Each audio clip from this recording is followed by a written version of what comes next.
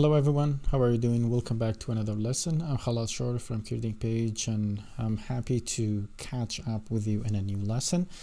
I'm really glad to be with you in this lesson, and I'm really glad also because I get daily good feedbacks about my courses. I see that there are a lot of people out there, a lot of English learners out there who are getting benefit from my courses, and believe me, that was one and only goal that I recorded these courses for. So I'm really glad basically, and today let's start the lesson now, which we will start from reading the aims first.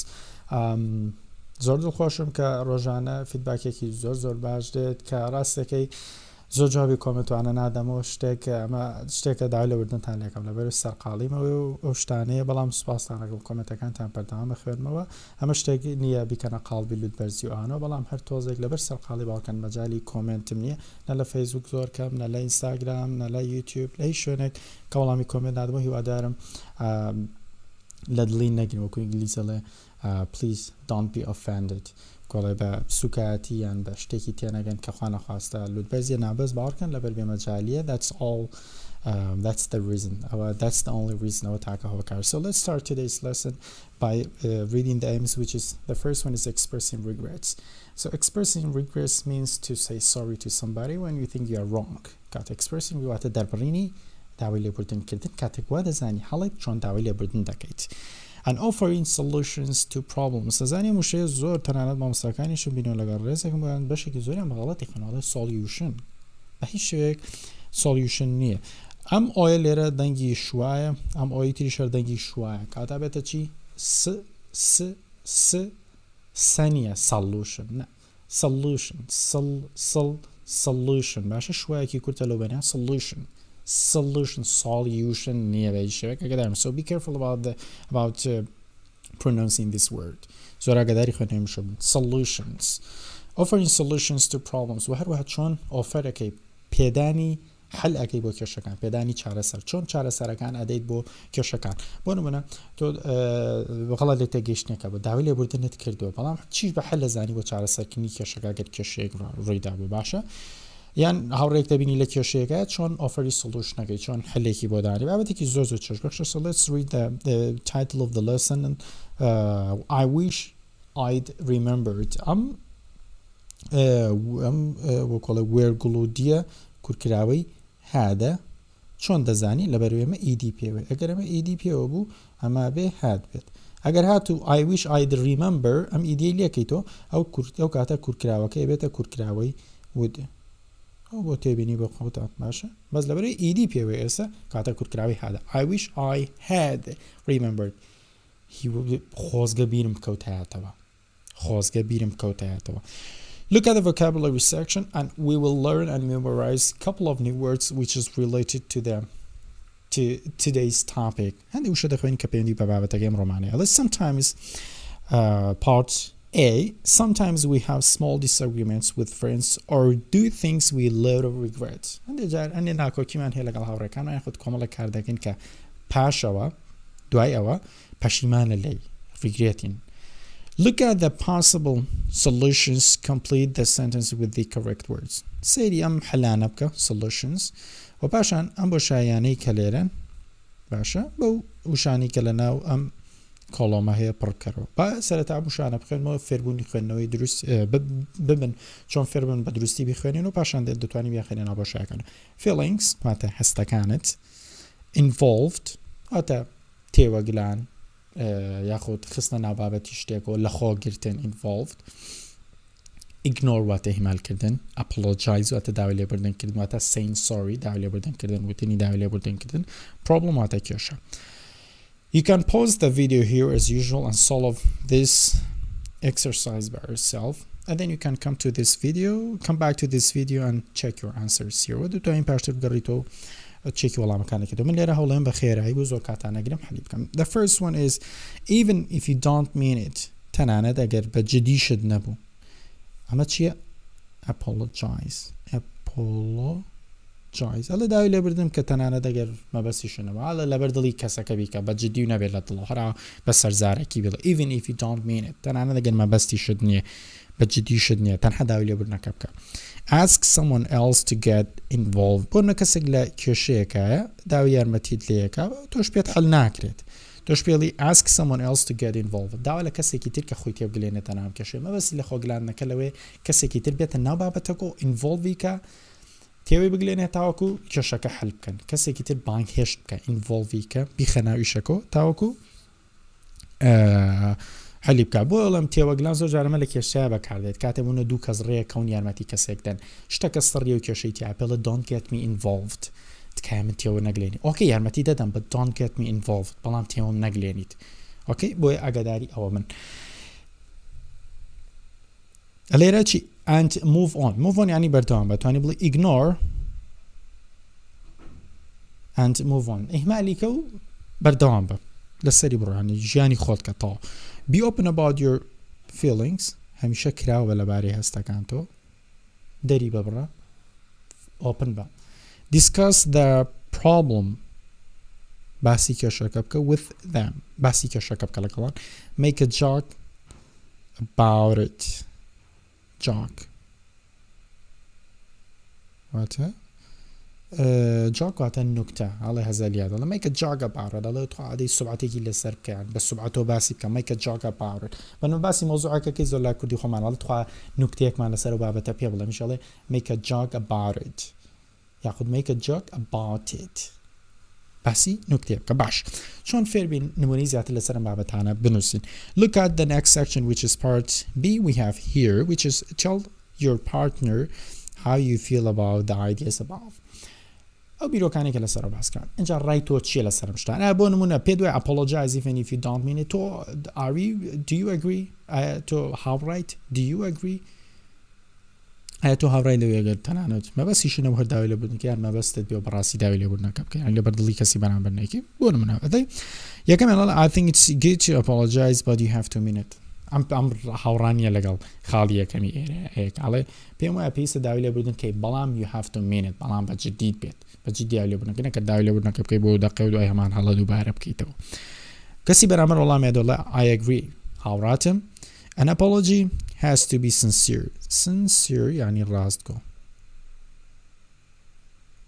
okay sincere يعني راستگو sincere an apology has to be الله من هاوراتم پێویستە داوای لێبوردنکردن بە ڕاستگۆیانە بێت باشە ئەسەر من خۆم کۆمەڵێک نمونەتام دەمێ لەسەری I think you shouldn't discuss your problem with everybody because not everyone will care about your problem and I can say that most of the people they will not care about your problem and so many of them might be happy because you have problem and the ones that they do care about your problem they don't have solution for it کەتاڵم پێویست ناکات کە تۆ باسی کێشەکانت بکەیت لەگەڵ هەموو کەسێکە لەبەری زۆربیان گوێی نادەنێ بەلایەنەوە گرنگ نییە لەوانەشە بەشێکی زۆریان هەر پێیان خۆش بێت و the ones that they care about your problem ئەوانەشی کە care گرنگیە دەن بە کێشەکانت they don't have solution for it حەلیان پێ نییە بۆی باشە ئەو نمونەیە کە دەتوانیت تۆ لەسەر ئەو شتانی تر باسی بکەیت باشە بەڵام یەک شتان لەبیر بێ ئەم مەیکە جۆکەتان لەبیر نەچێ لای خۆمان دەڵێن سوبعەت کردن ئەم کردنە لەگەڵ وشەی سوبعەتیان گاڵتەکردنە ئەبێتە مەیک ڕاستە مەیک یعنی دروستکردن بەڵام گاڵتەکردن سوبعەتکردن ئەبێتە مەیکە جۆک باشە Let's move to the next section which is conversation section and in this part we have a conversation between Brett and Dana گفتوگویەکمان هەیە listen why did Brett forget the party بۆچی Brett ئاهەنگەکەی لەبیر چۆ دیارە بانگەشتیان کرۆ بۆ ئاهەنگێک what does Dana suggest well Dana suggesتی چیەکە پێشنیاری چیەکە چی ڕیکۆمەندەکە باکە لە ئۆدیۆ تراکەکە بگرین و پاشان بیکەینەوە بە کوردی okay Page 57.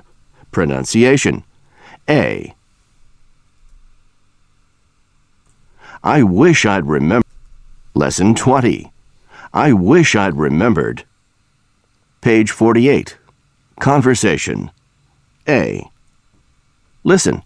Why did Brett forget the party? What does Dana suggest? You'll never guess what happened. My friend John invited me to a party at his house last night, and I totally forgot about it. Oh no! How come? I was so busy all week that it completely slipped my mind. I wish I'd remembered because it was his birthday. Have you talked to him? Not yet. I don't know what to do. What you could do is call John now and apologize. I always say honesty is the best policy. That's a good idea. Okay, so بخیر بێنەوە بۆ وانەکە با پێکۆ بیکەینەوە بە کوردی. Okay? کاتە با بزانین کێشەکانیان چێک سەرەتا برێتمانێ You'll never guess what happened. You'll never guess what happened. You'll never guess what happened. ئەمە لە ئاستی دوانەش خوێنومان و لە ماستەرش خوێنماتە لە کوردی خۆمان نەزانێ ئەزانێ گەشتێکە بۆ بکەمە قەت باوەڕ ناکەی. You'll never guess what happened. قەت باوەڕ ناکەی چی ڕوویدا. با بزانین چی بوو. My friend John invited me to a party at his house last night. هاوڕێکەم جۆن بانکەشتی کردم بۆ ئاهەنگەکەی شەوی پێشوو کە لە ماڵی خۆیان بووە at his house لە ماڵی خۆیان بووە and I totally forgot about it.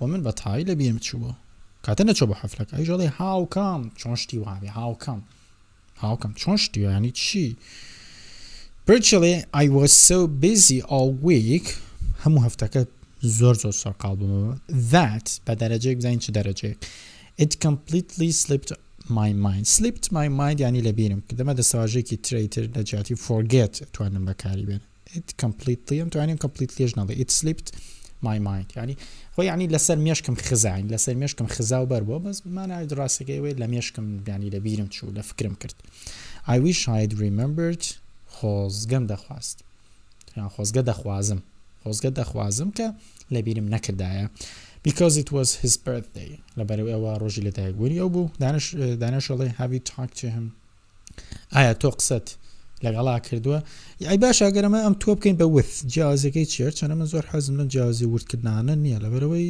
لاستەکەت زۆر پێشکەوتو نەبێ پێیز ناکەم سەرێشانە بە خۆزیاکەی have you talked with him ئایا تۆ قسەت لەگەڵەوە کردووە and have you talked to him ئایا قسەت بۆ ئەو کردووە کاتێک talk to him ئەکەیت تۆ مەجبوری قسەی لەگەڵاکەی ئەو تۆی کەسی بەرامبەرە دوێنیت تۆ مەجبوریت بەڵام کاتێکڵی have you talked with him ئەمە وەکو میتینێک گویا مۆعیدێک دانێن قسە لەگەڵ یەکتریە ئەکەن هەردووکتان ئەتانوێت قسە لەگەڵ یەکتریان بەڵام have you talked to him یعنی ئەوە تۆیت ئەتەوێت قسەت لەگەڵا کردو تۆیت ئەجۆڵی نەکردووکتان تێ لانی ئەو نێوێ هیمالت بەڵام ئەو تۆیت یان بۆ نەها زۆر جارڵی I want to talk to you ئەمێ قسە لەگەڵ تۆی بکەم لانی ئەو نێوێ بەڵام ئەو تۆی چتە بەرامبەری گەورەی ئەنوێنی تۆ قساکە I want to talk to you یان I want to talk with you ئەو جیازەکانە لە talk to you تۆ ئیجباری تۆ دەست پێشخەری بەڵام لە talk with هەردووکتان دەست پێشخەرن و هەردووکتان هاوڕان virtually not yet هێشتا من نەمیستۆ قسەی لەگەڵاکەم یان قسەم لەگەڵا نەکردووە بەڵێ قسەم لەگەڵا نەکردو هێشتا not yet هێشتا قسەم لەگەڵا نەکردو I don't know what to do نازانم چی بکەم دانەژەڵێ what you could do is جامە offering solution چۆن پێدانی پێشنیار بۆ حلەکان ئەڵێ ئەو شتێک کە توانی بیکەیت چی what you could do is call John now ئێستا تەلەفۆنی بۆت کان apologize وەداوی لە بوونیشی لەکە I always say من هەمیشە دەڵێم honesty ئەمە چە سالنتە ناخوێنرێتەوە honesty ڕاستگۆیی is the best policy یعنی سیاسەتی ژیانکردن ڕێسای ژیانکردن ڕێسا توانی بڵێ ڕێسا زۆر جار بەرنامەیەکی کۆمپیوتەری داونلۆد دەکەی هەڵێ پۆلیسیەکەی بخێرانی ئەمە سیاسەتی ئێمەیە بەم شێوازە ئیشەکەین جا لێرەش هەمان مانایە کاتەوە بریتە لە پۆلیسی مەتە ڕێسای ژیانکردن بە بیرڕای من I always say that من هەمیشەم قسەیەکە من هەمیشە ئەڵێم کە ڕاستگۆی باشترین ڕێسایە لە ژیانە باشترین شتە کە خۆی پێوەگریت و بیکەیتە سیاسەتی ژیانکردنی خۆت ئەو پۆلیسی ئەوەیەوە تا ڕێسا و شێوازی ژیانکردنی خۆت That's a good idea. ئیشەڵێ باش بیرۆکەیەکی باشە هەم وەڵامێداتەوە بیرۆکەیەکی زۆر باش Okay, so now it's time to test your listening skills ئێستا کاتێوە تێستی لیسینەکەتان بکەم لە پارتی سیەکاڵە listen write the 3 extra sentences you heard in the conversation practice the new conversation ئەڵێ گوێ لە conversationi دوای ئەو بگرە باید پێکۆژی لێ بگرن و ئەو سێ ڕستەیە چین کە گوێتان لێ بە هەمیشەش پێتان ڕامەگە کێشە دە لیسنیە نەما هەبوو لە پشتی کتێبەکە لە دوای لاپەڕە سەدەوە ئەم کتێبەکەت کەرۆبی کە پشت لاپەڕی سەد ئەم ژێرنووسیەم قسانەی تێدایە Page 48. Conversation. C. Listen. Write the 3 extra sentences you hear in the conversation. Practice the new conversation. You'll never guess what happened. My friend John invited me to a party at his house last night, and I totally forgot about it. I feel awful. I feel awful. Oh. Awful مثل بحلم نووسن. I feel awful واتە هەستم بە زۆر ناخۆشیەکرد. I feel awful هەستم بە ناخۆشیەکرد. یان هەست بە ناخۆشی دەکەم. نەوتو I felt sorry. Felt ئەگە بیوتە I felt ئەگە felt وە ئۆکەی بەڵام وتوێتی چی؟ Felt نێوتوێتی I feel awful. I feel awful هەست بە ناخۆشیەکەم. Okay, awful. Oh no! How come? I was so busy all week that it completely slipped my mind. I wish I'd remembered because it was his birthday. Have you talked to him? Was he upset? Was he?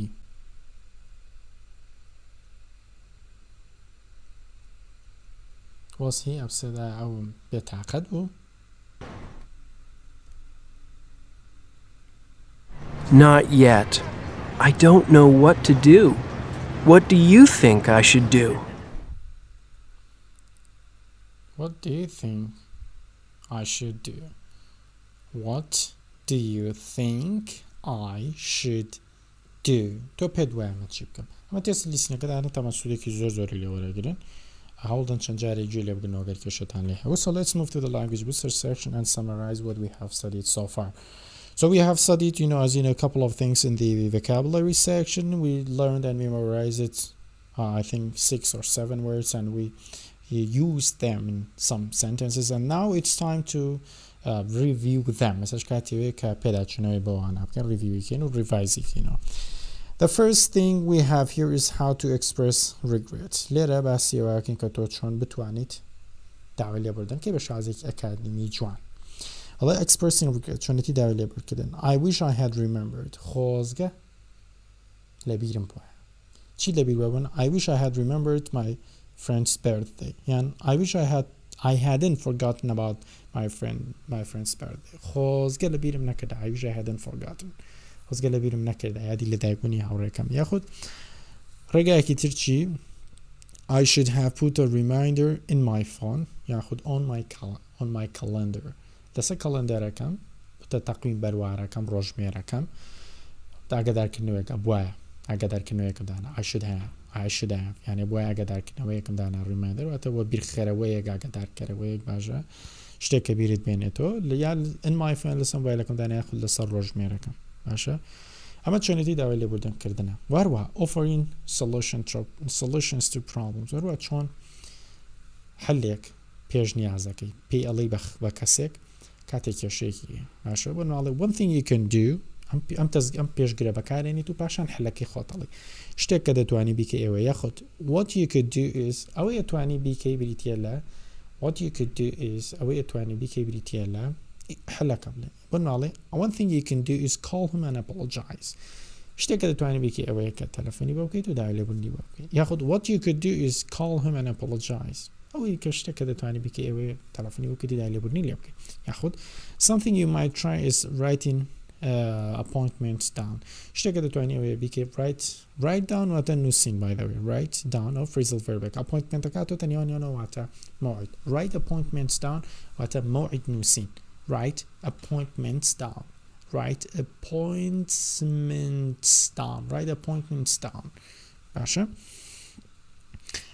بۆ نمونە من بەسە نمونەیەکی ڕاستیتان بۆ لەسەرم کەش بۆ خوددانتوان دواتر چەندەها نمونەی لەسەر باسکەم بۆ نمونە لە ڕێگای یەکەم بەکارێنم ئەمە ئەڵم چی ئەچمە دەرەوە باران okay I'm going out from my house and I think there was a lot of raining باران ئینگلیزی ئەڵێ it rains cats and dogs ساگۆ پشیلا بارە بەڵام ئەمانەیە وەری بارانێکی زۆرە بارێ it rains cats and dogs ئەو دەسواژێ زۆر بەکارن و ئیدیەمێکە بۆکەی چوومەتە دەرەوە باران زۆرە بارێ منیش سیرەکەم چەترەکەم لەبیر چاڵم چی I wish I had remembered to bring my umbrella خۆزگە دەخوازم کە لەبیرم بۆ I had remembered لەبیرم بۆیە کە چەترەکەم بهێنم هاوڕێکم لەگەڵمایی ژۆفەری سڵوشنم بۆ کە حلێکم بۆ دانی ئەڵێ چی هەر ڕێگای یەکەم بەکارێنی بۆ نمونە one thing you can do is go to that shop and buy one شتێکە دەتوانێت بیکەوێت بچیتە ئەو بازاڕە ئەو دوکانەوە to go to that shop and buy one وەدانێک بکڕی بۆش یازت تۆ دەتوانی بۆ نمونە هاوڕێکت قەڵەمی لەبیر چووە هاوڕێکت لەبیری چوە کتابێک بنووسێت شتێک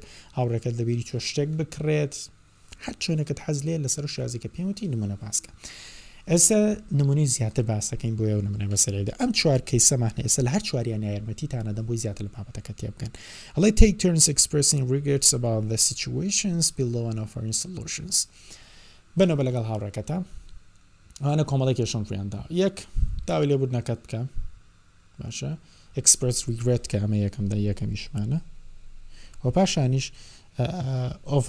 ئۆفەری solution بکە حل بۆ کێشەکان دازەرەوە Your friend arrived late for an appointment and you told her how angry you were.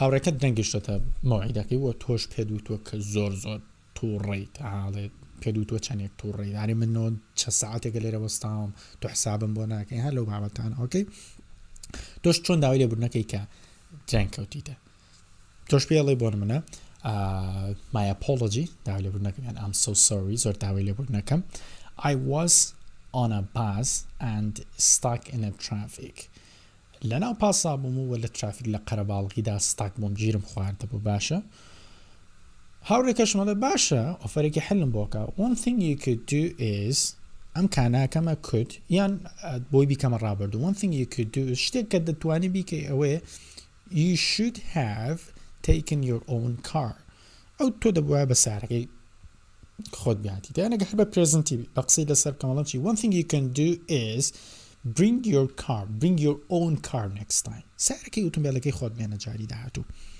you borrowed money from a friend پارەت بردووە قەرزت کردووە borrowed قەرزی کردووە لە هاوڕێکەت from a friend and forgot to return it until he reminded you وەلە بیریت شۆ بیدەیت تۆ هەتا ئەو خۆی بیرتەهێنێتەوە تۆش پێڵێ چی I'm so sorry I forgot to bring your money back تۆ زۆر داوای لێبوورنەکەم کە پارەکەم تاخیرکە بۆی بۆت بگەڕێنمەوە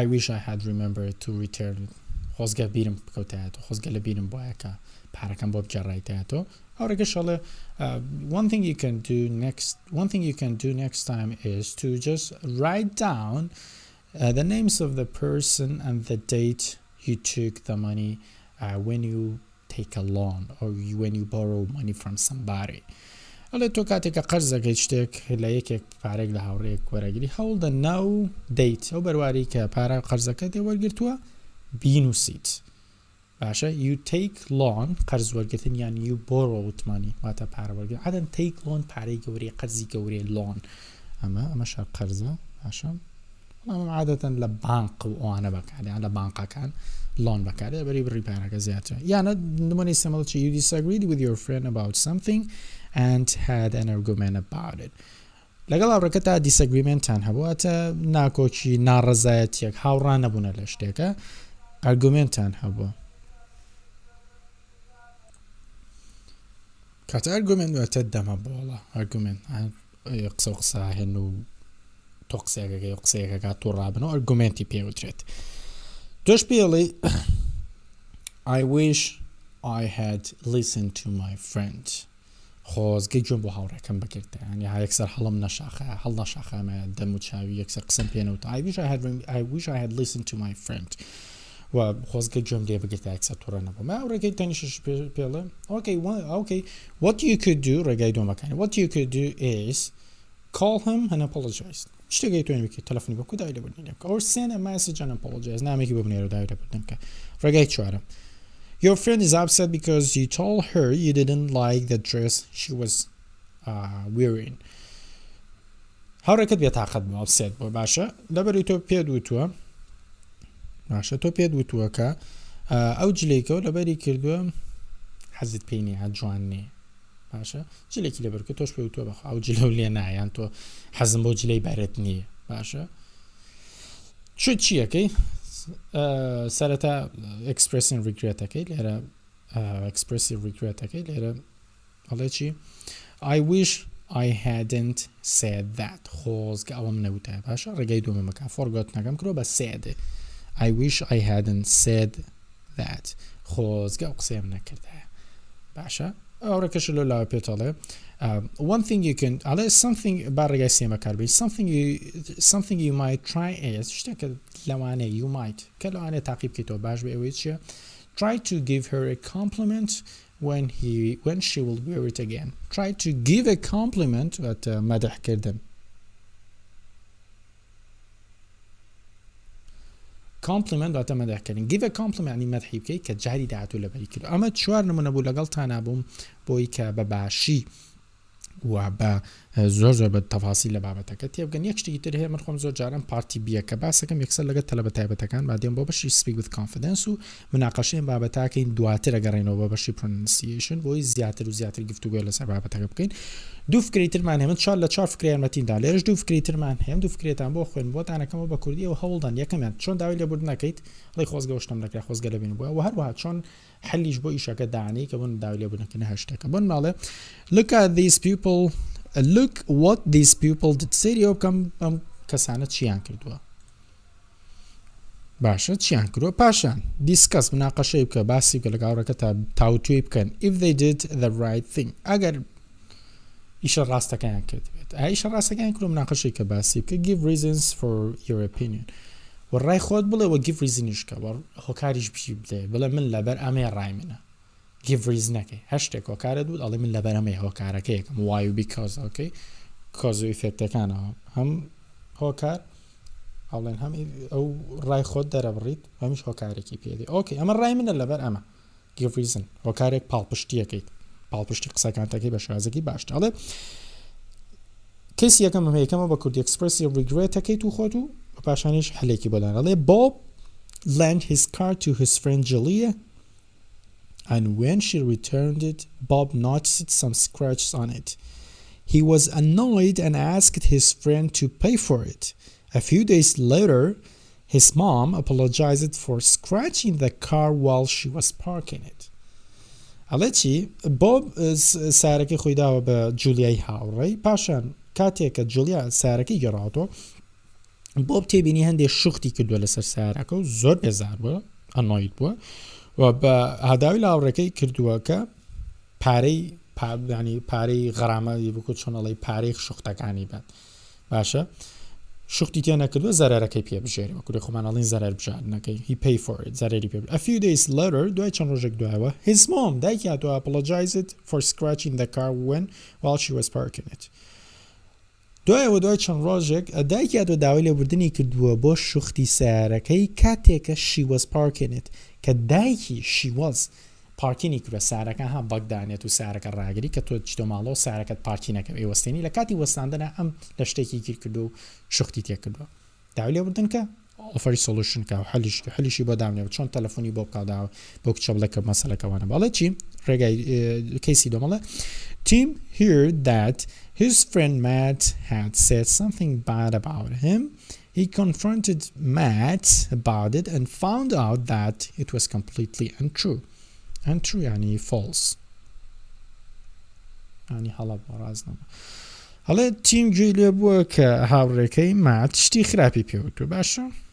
کاتێکیش کە ڕوبەڕووی ماتی ڕوبەڕوو کردوەوە کۆنفرۆنتی کردواتۆتە ڕوبەڕووی قسەکانی پێوتووە بۆی دەرکەوتووە کە ئەو قسانە ڕاز نەبوونەوە ئەسڵیان نییە باشە چیەکەین ئەوەی کەماوەتەوە بەشی پرۆنەنسیشنە بابەتێکی زۆر گرنگڵان هێڵ زان بابەتی پرۆنەنسیشنەکان گرنگ نەبێ باسینە ئەوش لینکینە کە یارمەتیدانەدا لە خێرا قسەکردنە لینکینی چی کۆنسننتەکانە کۆنسننت واتە نەبزوێنەکان واتە جگە لەو پیتەکانی I O U E I O U E چیمان نەنووسیوە I O U هەنە جار ئەگەداریش بن وایش زۆربەی کات ئەیەکەمان نەنووسیوە لێرەوە هیچ A O ئەم 5 پیتە 1 2 3 4 5 جگە لەم 5 و هەندێک جار زۆر بکات وای شەر بە بزوێن حسابی بۆ کراگەداری بن ئەم 5 پیتە بزوێنەوەتە کۆنسنتەکان هەموو پیتەکانی زمانی ئینگلیزین جگە لەم 5 پیتە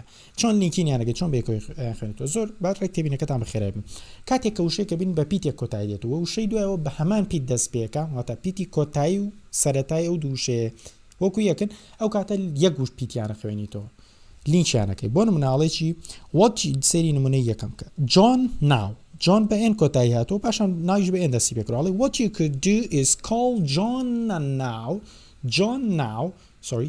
now ئەڵێ یەک شتێکە ئەتوانی بکەوێ call John now ناڵێ John now ئەڵێ John now لینچیانەکەی and apologize و داوی لێبوردن کەیت نمونەی دوو ئەڵێ I suppose Sandy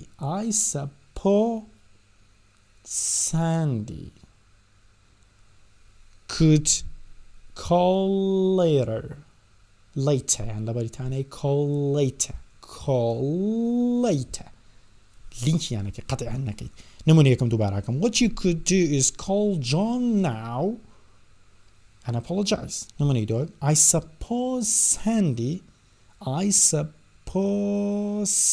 Sandy could call later یاخود call later بەریتانیەکەی نمونەکانی دوایەوە does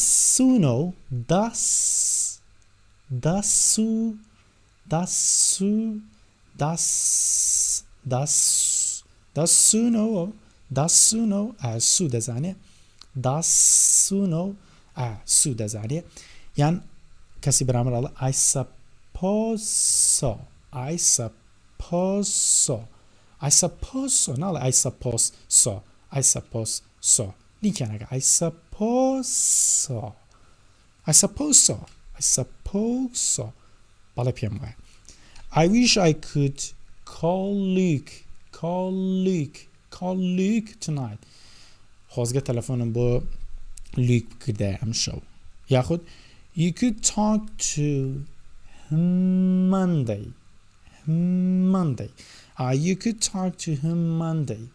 talk to him Monday you could talk to him Monday بۆ شازە لینکینەکان هەردوو ئۆدیۆ تراکەکەتان بۆ پلێکم بە وردی گوێ لێ بگرن و هیوادارم سوودتان وەرگرت بێت فەرموون